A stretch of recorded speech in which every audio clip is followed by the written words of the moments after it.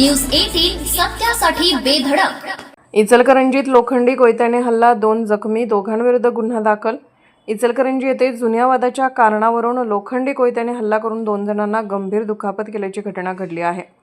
या प्रकरणी इचलकरंजी पोलीस ठाण्यात गुन्हा दाखल करण्यात आला आहे. फिर्यादी सचिन अण्णासो कोथमिरे वय 45 राहणार इचलकरंजी यांनी दिलेल्या तक्रारीनुसार 27 एप्रिल 2025 रोजी दुपारी गांधी पुतळा चौकात वाद झाला होता. त्याच कारणावरून 26 सप्टेंबर 2025 रोजी रात्री 11 वाजता आरोपी ओंकार शीतल कदम वय 25 राहणार इचलकरंजी व त्याचा मित्र वैभव पाटील वय अंदाजे 22 राहणार लिंबू चौक इचलकरंजी आणि निखिल शंकर पाटील यांच्यावर डोक्यात व हातावर लोखंडी कोयत्याने गंभीर वार केले.